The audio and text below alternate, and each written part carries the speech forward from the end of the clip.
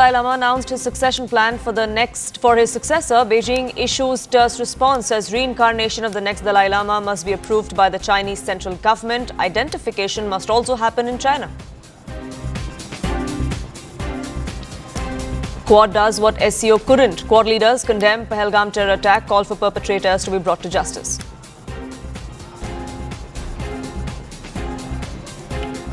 Dalai Lama has formally informed that the 600-year-old institution of the Dalai Lama will continue after his death. The announcement comes ahead of the exiled Tibetan spiritual leader's 90th birthday on the 6th of July. Dalai Lama has affirmed that only his non-profit institution has the sole authority to identify who his successor is going to be. That has now drawn a sharp response from Beijing, which says the reincarnation of the next Dalai Lama must be approved by the Chinese central government and the identification must happen in China. The grand, big announcement that's been made today. How do you respond to this announcement and what will this mean now for our neighbors? It is no surprise. I was anticipating this, that way back in 2011, His Holiness had mentioned that when he turns 90, he will have clarity as to whether the institution of the Dalai Lama itself should continue or not. Because he said it depends on the people, the Dharma followers, whether this institution will continue. So today, when he gives this very affirmative kind of statement saying that the institution of Dalai Lama will continue, so that is, I think, very positive for all of us. Right. And that's very interesting that you highlight that there are two big announcements there. The succession will happen after Dalai Lama's it will passing. happen. And that the institution will continue. So that's indeed heartwarming news. Very heartwarming. And important to also highlight how we are now talking about autonomy in choosing that, and how this is an announcement which talks about deep-rooted Tibetan Buddhist customs. That's right. Well, the statement is very clear that there will be no interference from China or from any other external bodies, except for the members of the Ganden Phodang Trust, which is the office of His Holiness the Dalai Lama. And they will consult the various heads of the Tibetan Buddhist tradition and our Dharma protectors. So according to tradition, it will happen, the search and the recognition. So that is very clear. So there is no room for any interference of China and any other external factors. With this announcement coming in from the Dalai Lama, do you think it is also time for the larger international community? Remember, the US lawmakers last year had passed a Tibetan Dispute Act, which acknowledged the Dalai Lama's right to do so, and the fact that they will not be acknowledging any Beijing-appointed successor. What does it mean, and would you also like to send a broader message to all the big democracies in the world?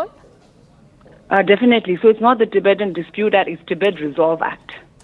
Yeah, and even in the Tibet, the US Congress has passed a very strong resolution recognizing the Dalai Lama's sole authority in the recognition of the 15th Dalai Lama.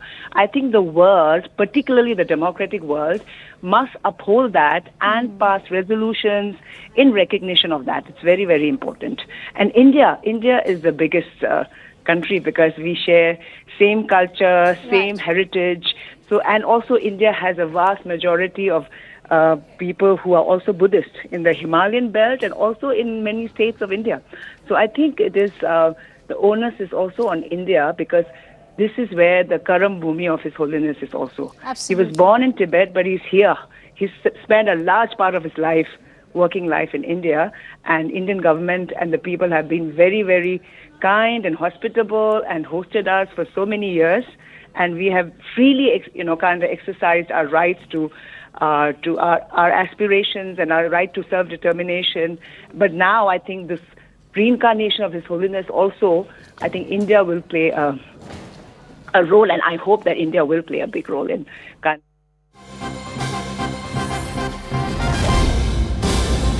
Shifting focus now to some breaking news that's coming in. Defence Minister Rajnath Singh has spoken out in the atrocities against minorities, specifically Hindus in Bangladesh. He says that the situation is quite bad, calling the crimes against Hindus a stain on any civilized society.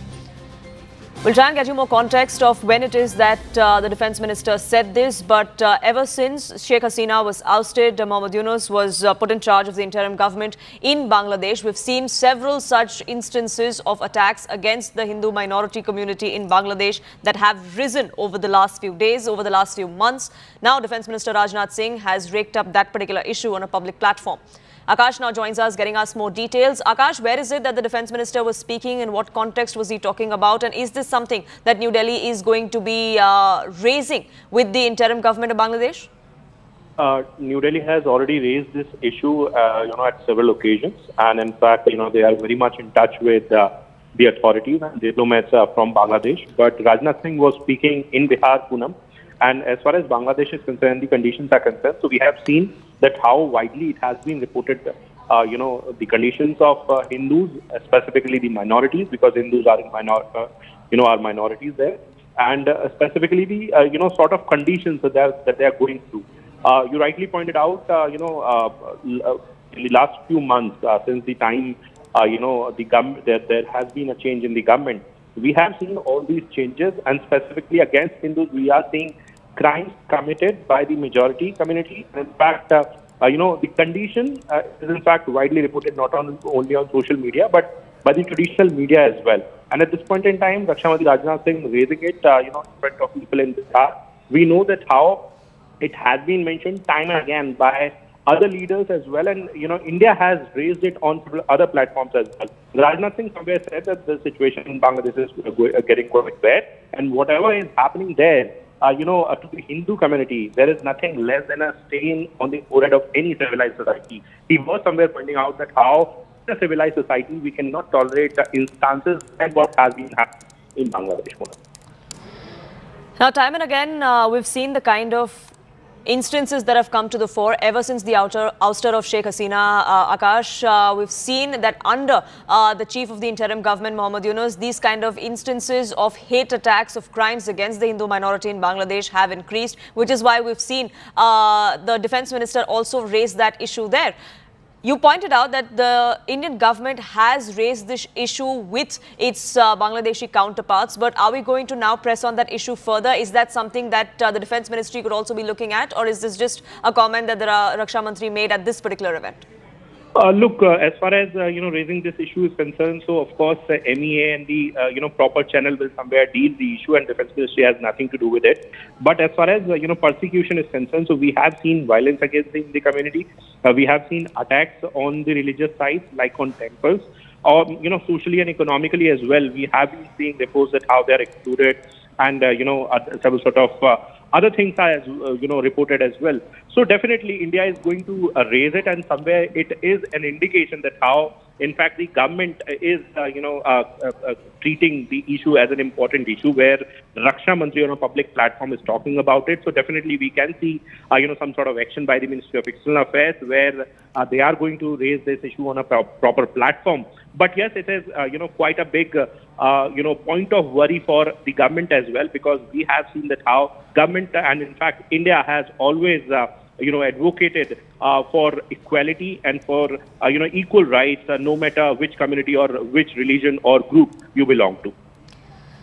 Right. Thank you so much for getting us the latest on that front, Akash.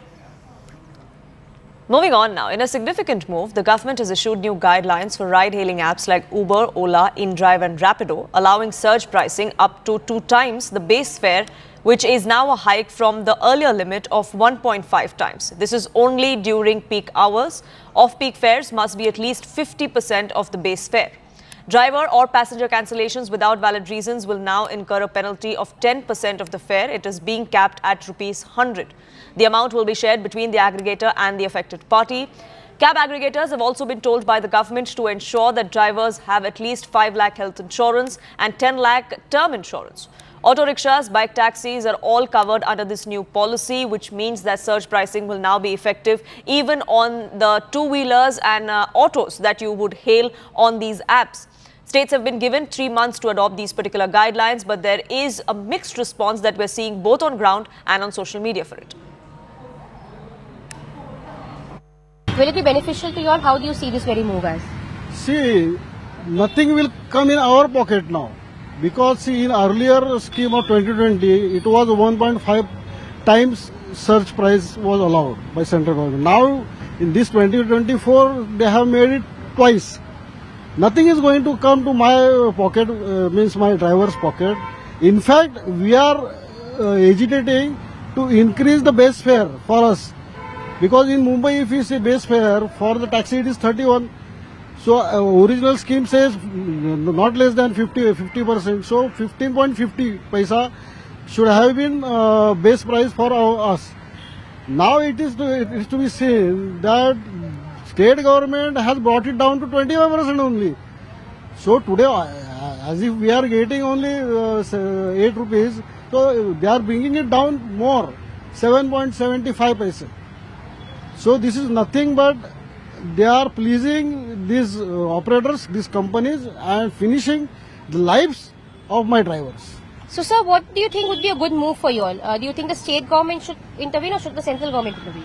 Basically, the main scheme is of a central government. So they should, anyway, I am going to Delhi in a few days. So we are going to represent this before the Transport Ministry and Labour Ministry too. So, sir, for you, is the base price 31? 25% of 31? Is that how it is? Yeah, it is there. It is like this. And how many kilometers do you drive at that 25% of 31? 3 kilometers. For first 3 kilometers. So does it mean that if it's 25% of 31, does it mean around 8 rupees per 7.75 paise. 7.75 paise for how many kilometers? 3 kilometers. We come to you first. So clearly, as of now, central government has put forth some guidelines which will be implemented in all the states.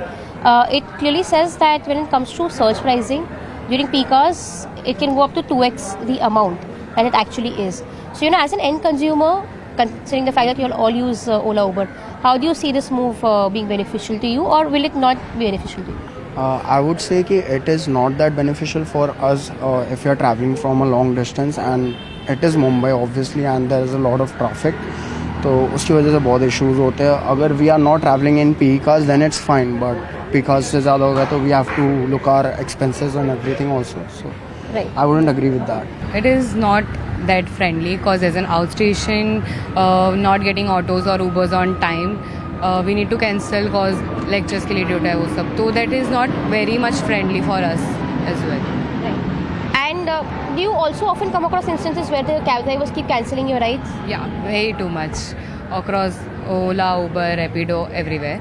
So that's sometimes we need to leave early. फिर Uber auto नहीं मिलता है, फिर we get late and वो सब. So that's not very much. There are toll charges which are already been covered by the app. Like if the fare is 500, then the 100 or 50 rupees charge will be covered in the 500 rupees amount. But when we were coming back, he asked extra money.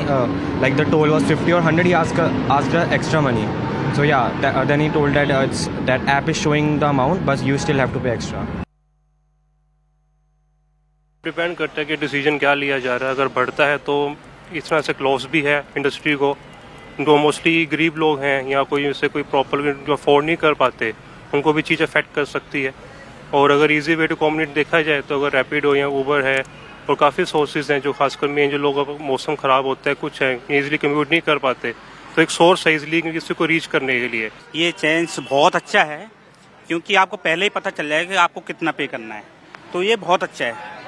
तो कहीं ना कहीं सभी को लोग खुश होना चाहिए क्योंकि पहले पता ही नहीं चलता था. माना कि मैं यहाँ से निजामुद्दीन जा रहा हूँ, कई बार ऐसा हुआ है. और चार्जेस होना चाहिए, पहले पता चला कि भाई 299 है, फिर बाद में पता चल गया 299 नहीं, ये 450 हो गया. तो कहीं ना कहीं ज़्यादा देना पड़ता है. यदि पहले ही पता चल जाए, यदि कस्टमर को पहले पता चल जाए इतना चार्जेस है, वो अपना मेट्रो से जा सकता है या कोई दूसरे व्हीकल से जा सकता है. Now, speaking of cars and vehicles, overage vehicles are now going to be sent straight to the junkyard, at least in the National Capital Region. It's day one of Delhi's bold no fuel for end-of-life vehicles policy, and that has seen swift enforcement. 35 vehicles were seized by the Delhi police today. 80 were done so on day one yesterday. The crackdown targets end-of-life vehicles, which means that those that have crossed their legal age limit, which is 15 years for a petrol car and 10 years for a diesel car. Vehicle owners now have a 15-day grace period to either scrap their vehicles voluntarily or re-register them in another state. Failing that, these vehicles will be seized or impounded and then handed over to authorized scrap contractors, with proceeds returned to the rightful claimants. Special CP of Traffic in the national capital spoke with CNN News 18 and said that public awareness is high at the moment and that people are voluntarily getting rid of their old vehicles. At fuel stations, announcements are being made that when an end-of-life vehicle arrives, fuel is going to be denied and the vehicle will be impounded on the spot. The Delhi government plans to expand this initiative across the entire National Capital Region by November this year. Officials say that the response from citizens has been overwhelmingly positive, but the response on social media at least has not been so kind. Many have supported the move on ground for cleaner air in the capital, but why send my old car as junk is a question many are asking on social media. With over 6.2 million vehicles affected after the Delhi government's policy, now the owners of the cars find themselves at the doorsteps of the scrap dealers, scrap yards. This is the place where you will find a lot of vehicles who are ready to be dismantled and sold for parts. Since this policy has been implemented, it started yesterday from 1st of July and today's in Delhi, and now it's the second day. So do you see any surge as such with respect to number of people who are coming to you in the scrap yards?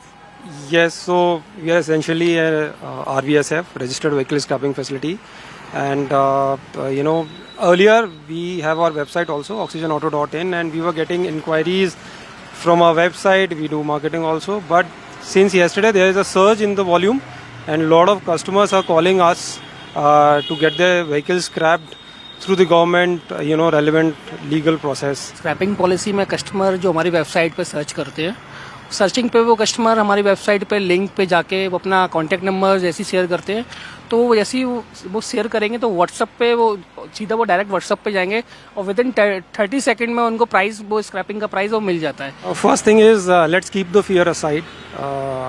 Honorable Chief Minister Mrs. Rekha Gupta and Minister Sisaji, they have thought through a lot and then they have implemented this. So the first thing is let's keep aside the fear. Second thing is there is no hassle or chaos which is circulating everywhere, because the process is pretty simple. Your car RC has the expiry date of your car, so until when this car is fit, and then it should go off the road, right, which is the scrapping journey. Right. So you already know. Anshul is now with us, getting us more details. Anshul, we've seen the enforcement already begin at petrol pumps. We're given to understand that not only will fuel be denied to these end-of-life vehicles, but the vehicle will also be impounded on the spot there, right at that very fuel station. So far, what has been the progress? What has been the implementation on ground, at least today? If you talk to the officials, they say that the implementation has been absolutely perfect, and there is a lot of awareness that is already amongst the people of the national capital, and that is the reason why the seizures of vehicles that is happening at a very slow pace. In fact, still today itself, at least 40 vehicles have already been seized by both Delhi Traffic Police and as well as the Delhi Transport Department. Accumulation of at least 40 vehicles have been seized by them. All these people have been given a time period of 15 days. In this time period of 15 days, they have three options that is with them. The first option is that they can allow the Delhi Police to send the vehicle to scrap, and the amount of requisite amount will be transferred to their accounts directly. The second option is that the people could themselves go to the scrap dealer of their choosing and then make sure that the vehicle is scrapped. The third option that is being given to the people at this point in time during this time period of 15 days is that they can actually transfer their vehicle to some other state and send that vehicle away. So these three options are being given to people at this point in time, but the implementation has been to the point. There has been a very strict implementation that has been maintained across petrol pumps out here in the national capital, and also there is a lot of awareness that can be seen amongst the crowd. But yes, right, there are voices that are being raised against this entire policy, as there are some cases that are coming up in which the vehicles are in good quality. Even after that, since the vehicle has come to their end of their life, these vehicles are being taken away and are being discarded. So there are a few issues that are being raised by a few people, but largely it has happened peacefully. There has been no incident, no untoward incident. In fact, my colleagues have been on ground getting us a sense of how exactly that implementation is taking place. Anshul, for the moment, thank you so much. But let's take a look at one of these reports that was sent in by my colleague Anvit from a petrol pump in the National Capital Region of how exactly this new diktat is being implemented. Diesel vehicles over 10-year-old and petrol vehicles over 15-year-old will not be allowed to refuel in Delhi. A total of 350 petrol stations have been identified for policy enforcement and potential vehicle seizures. Not just that the petrol will be denied, but also the vehicles will be impounded if they are found to have been violating the life of the vehicle.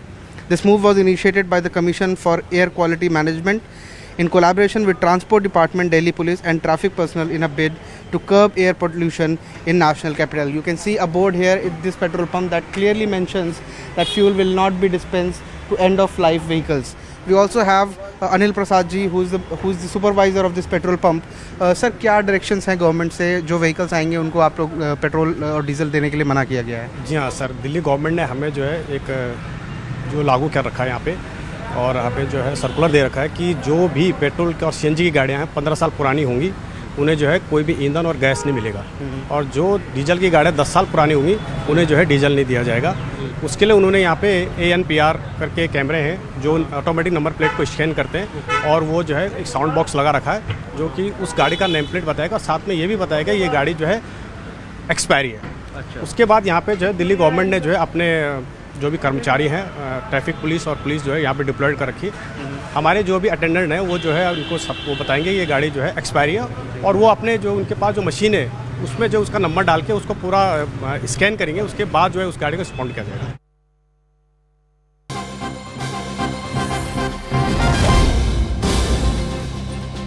Getting you more news now coming in from West Bengal, where years after the post-poll violence that was reported, CBI has now filed its charge sheet in that investigation. TMC MLA Paresh Pal and 2 police officers have been named by the CBI in this charge sheet. Paresh Pal has been accused of murder of a BJP worker. The BJP worker's brother had filed a complaint and accused the TMC MLA and his aides in the involvement of the murder. Now the CBI has investigated the case and charge sheeted him. The other accused were involved in the alleged crime as well. Anshul now joins us, getting us more details. Anshul, what more can you tell us about this charge sheet that has been filed?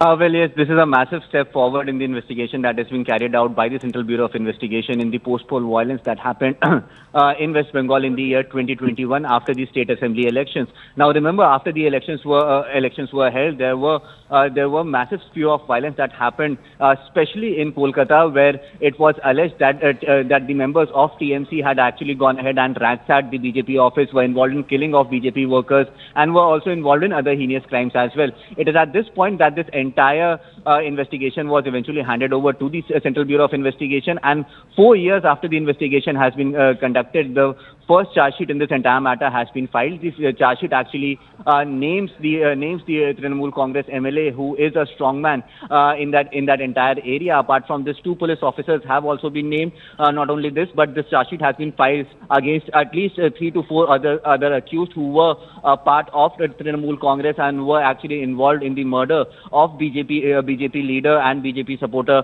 Abhijit Sarkar. And since then, this entire investigation has been going on. Remember, just a week ago, at least 4 other people were arrested who were involved in this murder as well. The charge sheet against them will be filed eventually, but this is the first charge sheet that has been filed in this entire matter, and definitely a massive step ahead in making sure that all these people who were involved in post-poll violence that happened in the state of West Bengal, all of these people are brought to the book. Right, Anshul, thank you so much for getting us the latest on that front. We'll keep a track of that and much more here on Nation at 5. But for now, it's time for a quick break.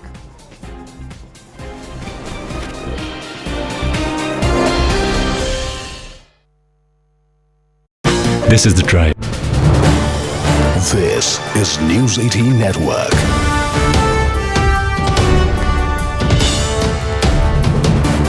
India's largest news network. The Dalai Lama, who remember in some days from now will be turning 90, and he has made a very important announcement as he is in McLeodganj. He has announced that he will have his successor after his death. He says that the foundation of the Dalai Lama will elect his successor. And remember, this is also rooted in the traditional Buddhist Tibetan customs, because that's when a successor is chosen of the Dalai Lama only after his passing. Siddhant joins me to put this into perspective. Siddhant, take us through what is the larger message behind this announcement by the Dalai Lama, and what does it mean for China? Well, Akanksha, as per what Manoj Gupta is reporting for us, then Dalai Lama's speech decimates plans of China imposing their own man, Pancham Lama. In fact, Dalai Lama made it very clear that my succession will be after me by the trust. Dalai Lama has taken a decisive step to anchor his succession in Tibetan spiritual authority. In fact, Dalai Lama has clearly said continuation of the institution of the Dalai Lama will work on his succession. No external actor or political or religion can interfere. And the process will involve consultations with the high Tibetan Lamas and reference to Dharma protectors. Reject any claim by China or unauthorized actors and its continuity with a pan-Buddhist exile-led spiritual framework. Now, top intel sources are telling this to Manoj Gupta that this statement neutralizes Beijing's narrative that the Dalai Lama's role is outdated or that his successor can be controlled through state machinery. It creates a shield around his reincarnation, rooted in tradition and institutional legitimacy. Stay with me, Siddhant. In fact, those are breaking inputs that we are bringing to our viewers, shared by Security Affairs editor Mr. Manoj Gupta, referring to the Dalai Lama's speech and that big announcement coming in. What is the larger context? Well, it certainly decimates China's plans, imposing their own Pancham Lama. Top intelligence sources revealing to CNN News 18 that this statement neutralizes Beijing's narrative that the Dalai Lama's role is outdated or that his successor can be controlled through any kind of state machinery. I quickly go back to Siddhant, who will put this into perspective for us. Siddhant, important to also highlight why China was looking towards this big announcement, and does China even have the right to interfere in Dalai Lama's succession, given that it's traditionally rooted in the Tibetan Buddhist custom? Well, China's position perhaps has been very clear as far as the succession of Dalai Lama is concerned, and this is exactly what Manoj Gupta is reporting, that the Dalai Lama's speech decimates plans of China imposing their own Pancham Lama. In fact, China has also been trying to send this message out to the world that how they have preserved the rich Buddhist Tibetan heritage and the monasteries and the places of Tibetan culture in the whole of Tibet, and China also always wanted to send this message out that how China can take care of the Buddhist community, the traditional Tibetan community living in China. Having said that, now top intel sources are telling this to Manoj Gupta, Akanksha, that this statement by the Dalai Lama today neutralizes Beijing's narrative that the Dalai Lama's role is outdated or that his successor can be controlled through state machinery. Manoj Gupta also says in his report that it creates a shield around his reincarnation, rooted in tradition and institutional legitimacy, making any future Chinese appointed Dalai Lama appear inauthentic. Manoj also has to say that the inclusion of consultations with Mongolian, Russian, Himalayan and Chinese Buddhist communities internationalizes the selection process and signals broad legitimacy beyond India or Dharamshala. Right. Operationally, it empowers the exile apparatus, Gaiden Hodrang and plus CTA to begin preparing succession mechanisms discreetly before his passing. So Manoj's report has to say that the succession process of the Dalai Lama will begin after this particular televised statement which he has made, and perhaps making it very clear that it's going to be the office of His Holiness Dalai Lama which will be choosing his successor, the next the reincarnation of His Holiness Dalai Lama.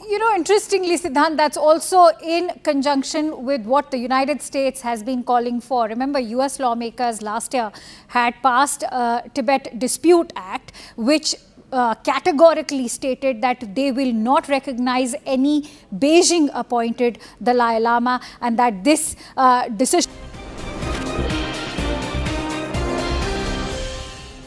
Welcome back. You're watching Nation at 5. We have some breaking news that's now coming in from Andhra Pradesh, where the former Chief Minister Jagan Mohan Reddy has now met with the family of the victim who had come under Jagan Mohan's convoy a few weeks ago. He met with the wife and sons and other family members of the victim who lost his life during that accident when Jagan Mohan Reddy made his recent visit to the Palnadu district. There's politics over this as well now. TDP and the Chief Minister of Andhra Pradesh, Chandrababu Naidu, has now reacted to this particular meeting, slamming the former Chief Minister for using the deceased wives for his inhuman political cover-up. Those are Chandrababu Naidu's words against Jagan Mohan Reddy and this visit that he paid to the victim's family. We'll keep a track of that, but for now it's time for a quick break. On the other side, we have an exclusive interview with Union Minister Jyotiraditya Scindia. Do stay tuned for that.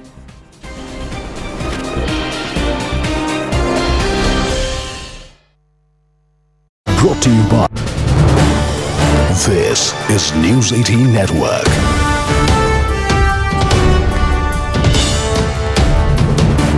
India's largest news network.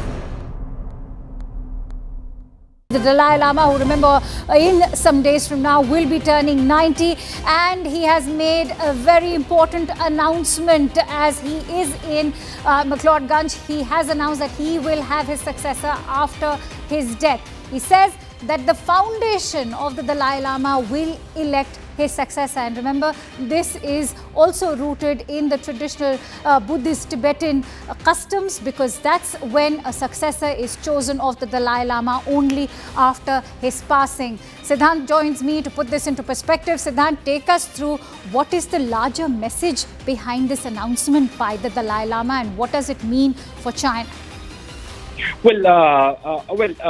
Akanksha, as per what Manoj Gupta is reporting for us, then Dalai Lama's speech decimates plans of China imposing their own man, Pancham Lama. In fact, Dalai Lama made it very clear that my succession will be after me by the trust. Dalai Lama has taken a decisive step to anchor his succession in Tibetan spiritual authority. In fact, Dalai Lama has clearly said continuation of the institution of the Dalai Lama will work on his succession. No external actor or political or religion can interfere. The process will involve consultations with the high Tibetan Lamas and reference to Dharma protectors, reject any claim by China or unauthorized actors and its continuity with a pan-Buddhist exile-led spiritual framework. Now, top intel sources are telling this to Manoj Gupta that this statement neutralizes Beijing's narrative that the Dalai Lama's role is outdated or that his successor can be controlled through state machinery.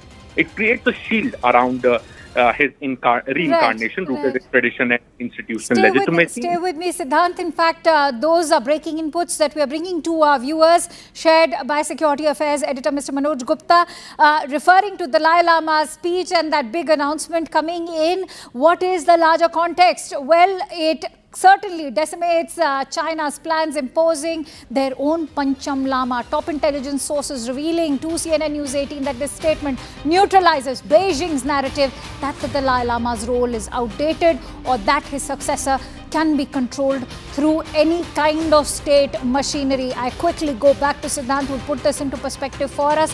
Siddhant, important to also highlight why China was looking towards this big announcement, and does China even have the right to interfere in Dalai Lama's succession, given that it's traditionally rooted in the Tibetan Buddhist custom?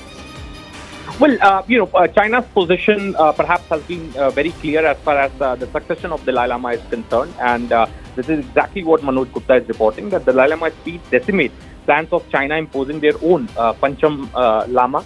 In fact, China has also been trying to send this message out to the world that how they have preserved the rich Buddhist Tibetan heritage and the monasteries and the places of Tibetan culture in the whole of Tibet, and China also always wanted to send this message out that how China can take care of the Buddhist community, the traditional Tibetan community living in China. Having said that, now top intel sources are telling this to Manoj Gupta, Akanksha, that this statement by the Dalai Lama today neutralizes Beijing's narrative that the Dalai Lama's role is outdated or that his successor can be controlled through state machinery. Manoj Gupta also says in his report that it creates a shield around his reincarnation, rooted in tradition and institutional legitimacy, making any future Chinese appointed Dalai Lama appear inauthentic.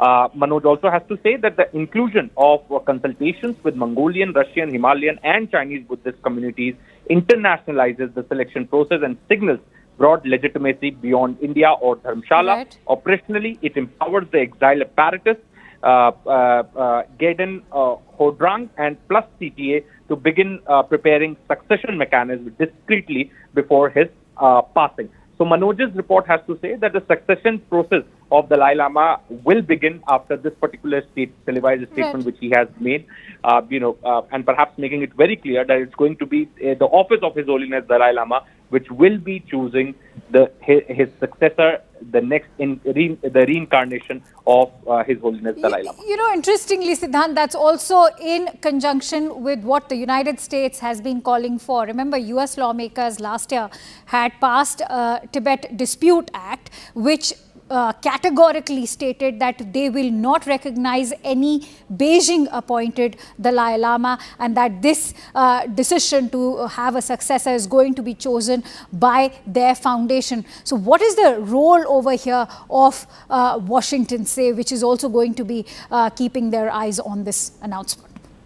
Well, yes, that's right, Akanksha. In fact, yesterday there was, last year, in fact, if I'm not mistaken, there was a delegation also of US lawmakers which visited Dharamshala.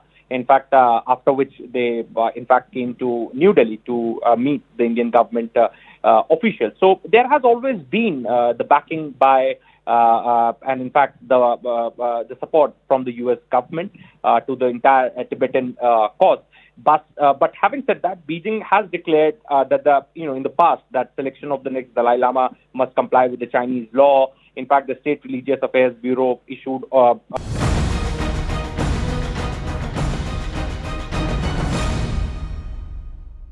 We have with us Union Minister of Communications and the Development of the Northeastern Region, Senior BJP Leader Jyotiraditya Scindia ji with us today. Sir, thank you so much for joining us on CNN. Thank you, Aman. Always a pleasure to be with you and to be with your channel. Thank you so much, sir. I'll start off straight away because it's been 10 years of Digital India. The Prime Minister yesterday wrote that, Digital India has been such a roaring success that even our soldiers in Siachen and Galwan now have fast internet connectivity. But the Congress does not seem to agree. We had the Congress president yesterday, in fact, almost termed Digital India a failure. Would you like to respond to him? I think if you had updated yourself on social media, you would have already seen my response to him, which went out last evening itself. Yes. And I think it's about time that the Congress look back at its record in terms of being a dismal failure in terms of connectivity. If at all, it has been known as a scam-led government, specifically in this vertical alone.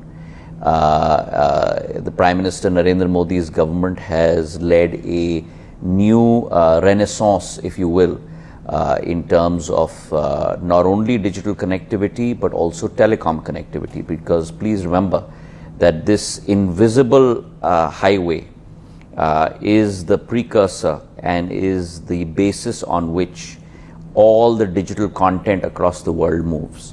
And just to put in place the position today, India had close to about 900 million mobile subscribers in 2014. We have today about 1.2 billion. If you look at internet access, we had 250 million people with internet connectivity. We today have 974 million. So you're talking about a 4 multiple in 10 years. If you look at broadband connectivity, which is greater than 2 GB, we're talking about only 60 million people being connected in 2014. Today you have 940 million people being connected. That's a 15-time multiple.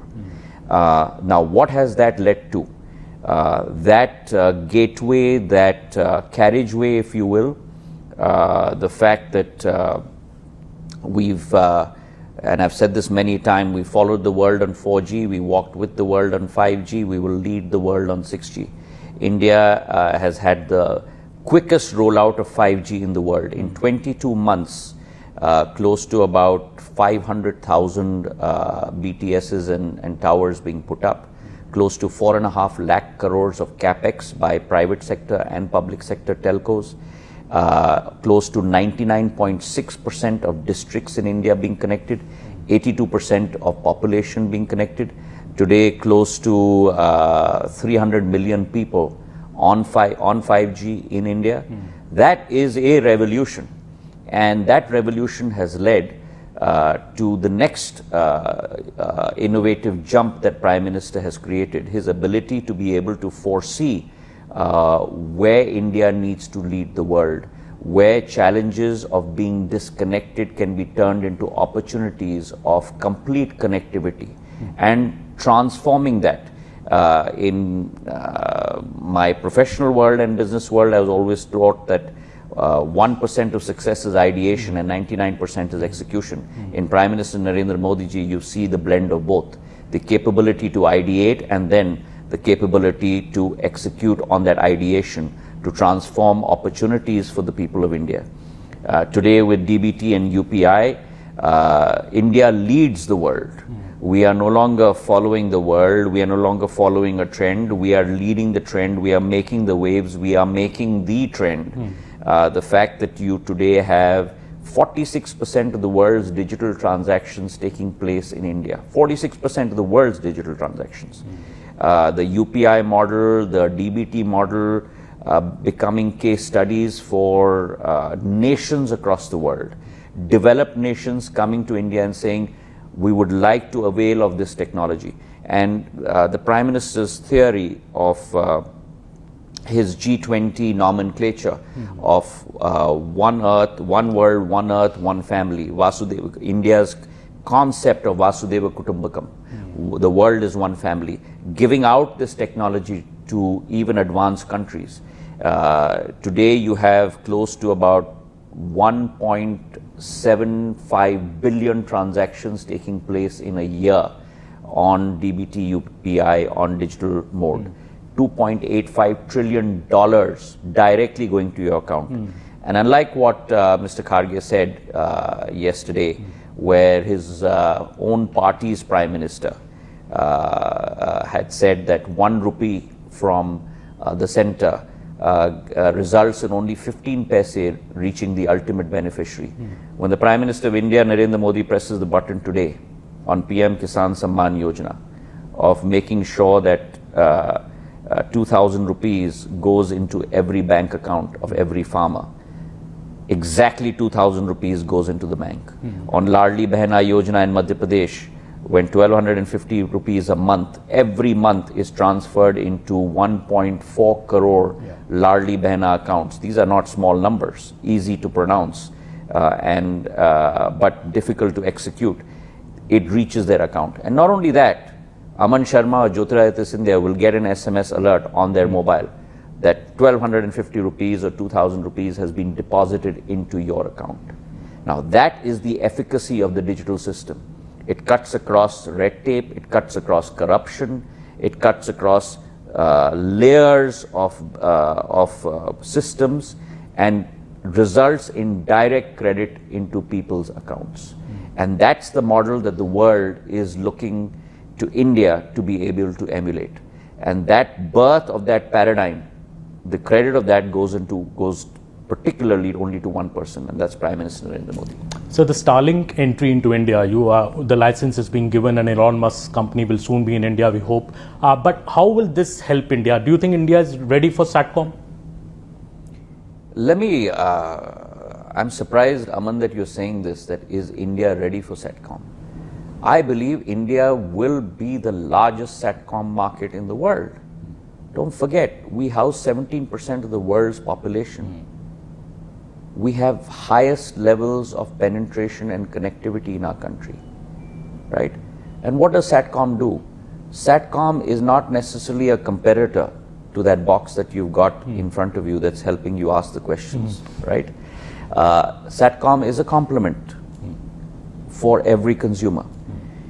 SATCOM enables you to reach where no other technology can reach. There are still parts of the world, in every single country, be it India or any other country in the world, where terrain is hostile such that you cannot install mobile towers, BTSs. You cannot lay fiber. And in those areas, the only option is to provide not only communication and connectivity, but really opportunities to every single citizen through SATCOM. Second, SATCOM will bring with it tremendous opportunities for new technologies to be in many ways innovated in India. It's a new, whole new ecosystem that comes to India. Third, and most importantly, and God forbid, that in times of natural disasters, we saw it recently in the global south with the earthquake in Myanmar. We've had tsunamis in Indonesia and other parts of the global south.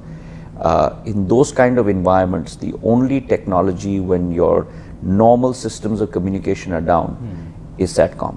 So SATCOM, I believe, is a necessary addition to the bouquet of communication capabilities. My job as communication minister is to provide every available avenue of communications to every single citizen, be it mobile, be it fixed wireless access, be it broadband, be it optical fiber cable, be it satellite. And then it is for the consumer to choose which via media he goes by to be able to connect to the world. It's also important for me to create a competitive environment under each vertical. And therefore, while you espouse the cause of Starlink, please also remember that this is not the first license, but this is the third license being given out in India. And there are others also in queue. India is ready as a vibrant market to welcome every player into our country. As long as they check all the boxes, the license will be given. Spectrum will be given on a administratively assigned system, the price of which will be determined by a regulatory authority, and the market is wide open for every player to come and service our customers. So you've been a minister in both terms of the Modi government, the last term as well as this term, and also a minister in the Manmohan Singh government. So I would like to ask you that administratively, as a minister when you work, what do you see as the big difference between the UPA days and today's days as a minister when you handle these crucial ministries? Well, this question has been posed to me many a time, and let me say this, that I, prior to entering public service, I was a professional. I worked for 6 years. And what you see in the professional environment is the huge paradigm shift that Prime Minister Modi has brought into governance. And I, for one, relish working in this environment, in a very professional environment, in a very target-driven environment, in an environment where we are looking at transforming lives. And if you look at the numbers, Aman, yourself, you probably never had a government in India that has been able to really transform lives in such a large scale.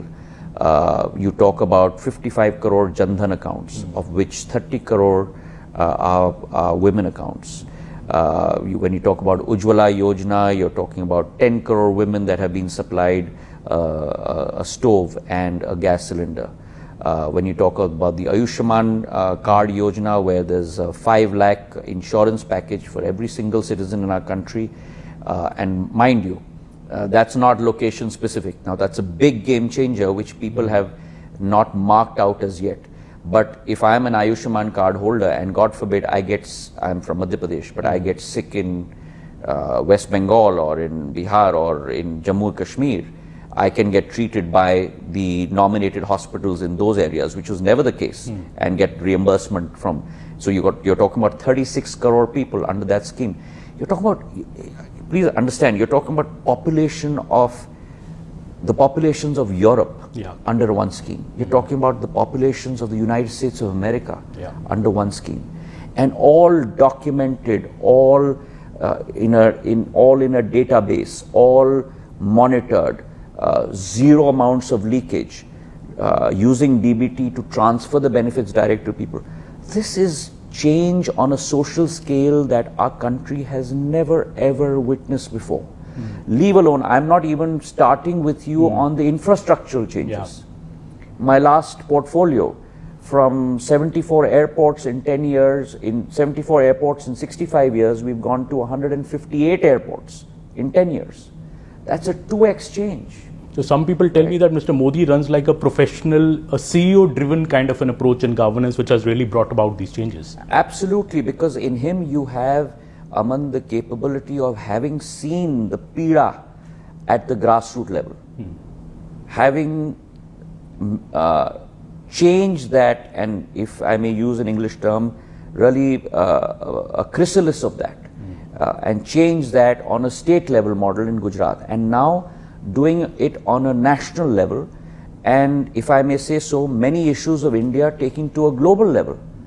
International Yoga Divas, June 21st, where you have over 150 countries today celebrating yoga.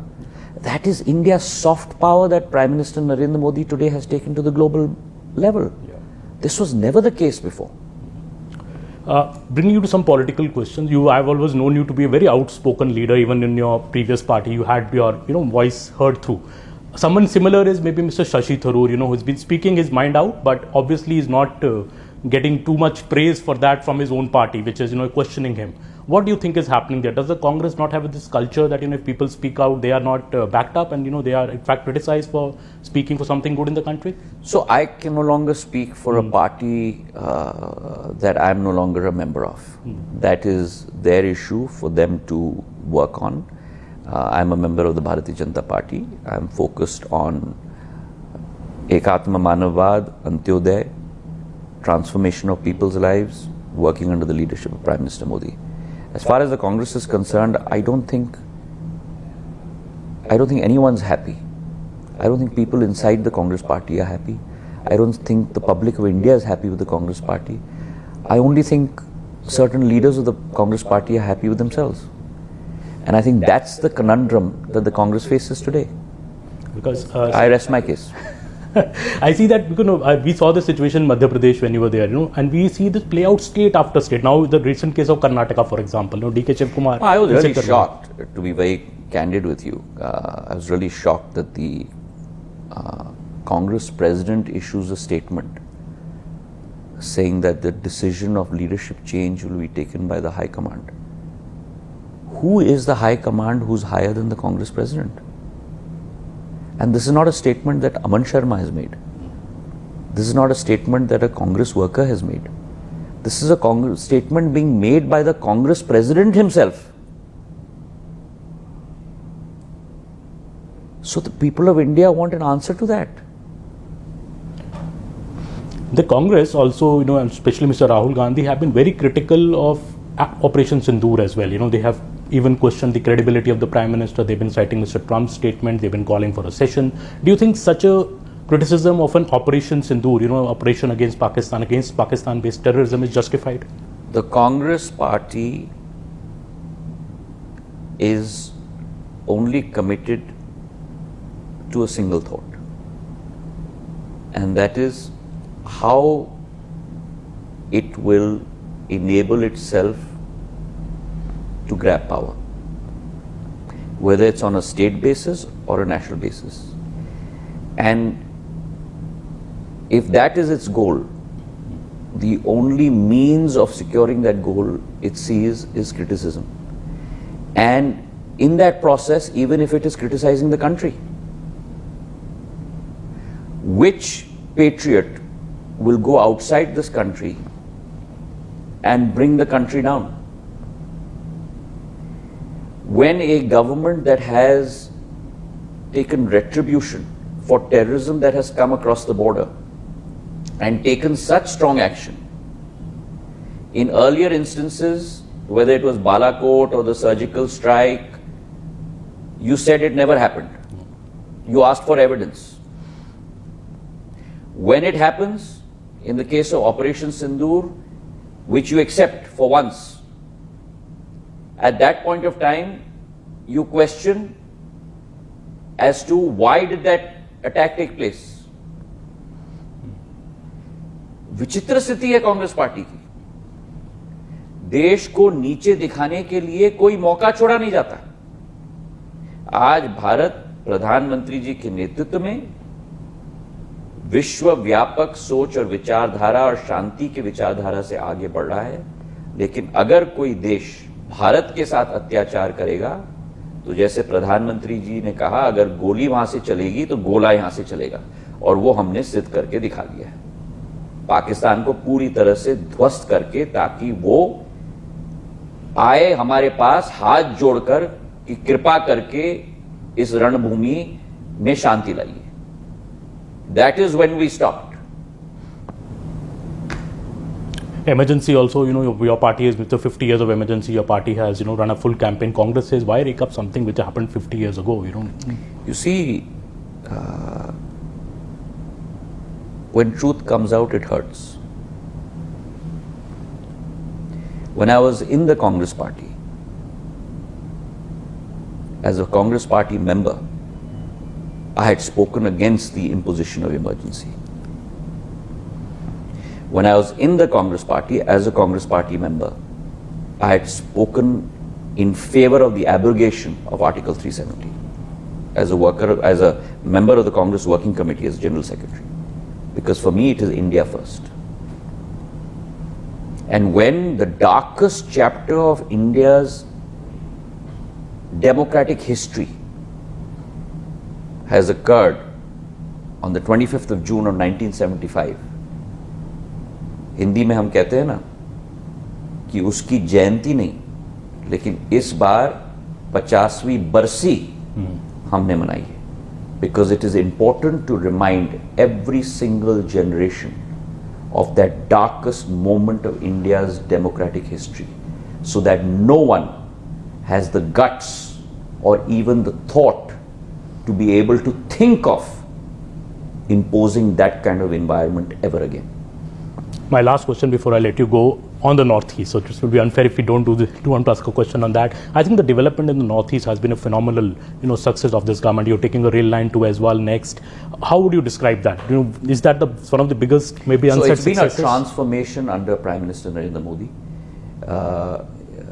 His thought of look east, act east, and act fast.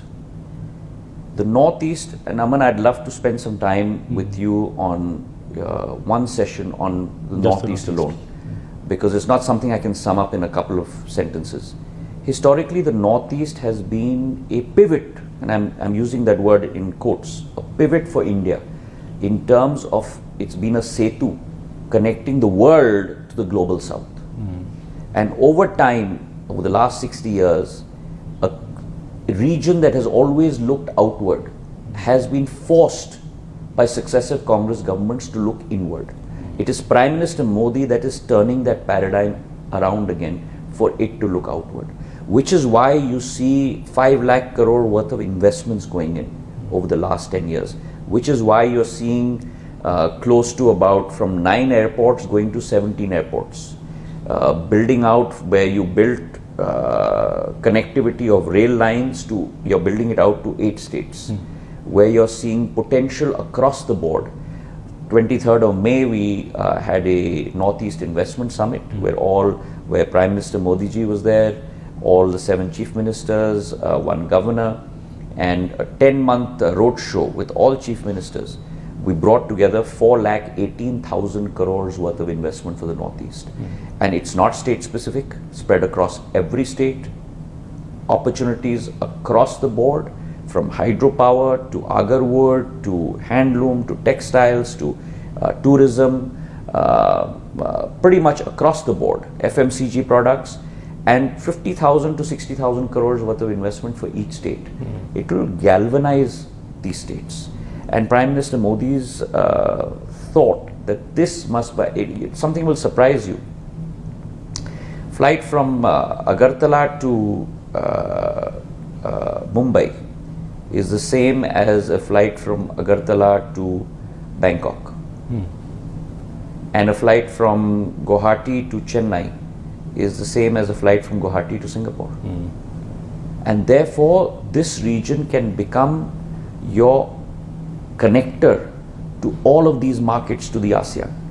And that's what we are working on. So we've got multiple projects that we're looking at in terms of road connectivity, not only within the Northeast and from mainland to the Northeast region, but from the Northeast to the global South. And we are working on all of those to really transform this area of 4.5 crore people with 85% literacy rate, 60% youth, that is the potential of India. That's why Prime Minister Modi says that this is going to be the engine of growth of India. Thank you so much, Jyotiraditya Sindha ji. Always a pleasure to speak. Always a pleasure, Aman. Thank you very much. Next session on Northeast. Absolutely. Thank you.